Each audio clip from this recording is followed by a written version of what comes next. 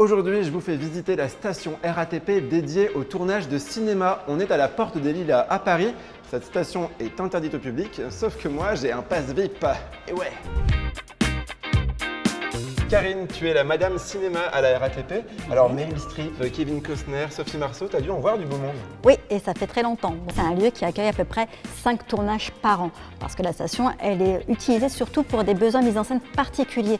Typiquement, si vous avez envie d'avoir un train à dispo avec la maîtrise totale du mouvement du train, ça sera ici. Et elle date de quelle époque?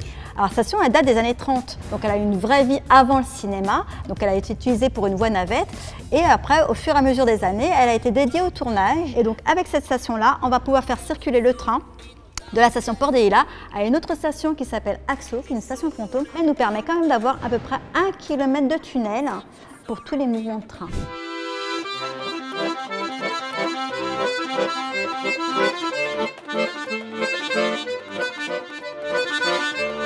Comment ça se passe si je veux organiser un tournage ici?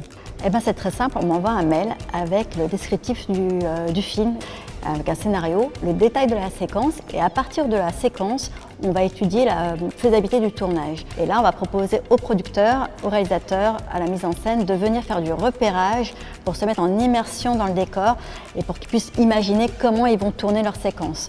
Avec nos contraintes qui seront la mise à disposition d'un train sur une journée, et des équipes dédiées au tournage, des conducteurs et des agents d'attraction qui vont gérer l'alimentation de la voix. Tu ne t'es même pas inscrite encore sur le site internet.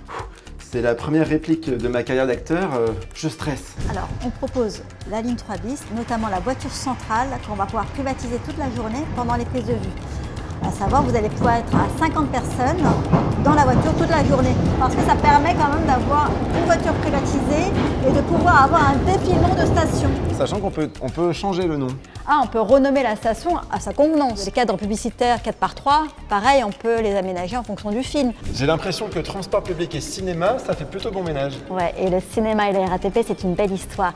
Pour situer l'action d'un film dans Paris, les réalisateurs, naturellement, vont choisir les transports en commun. Voir la ligne 6 dans un film, c'est formidable. La station cinéma, encore plus. La ligne 3 bis, en tout cas, tous les transports en commun, dès l'instant où ils sont visibles dans les films, évidemment, ça fait un rayonnement de la marque RATP. Béatrice!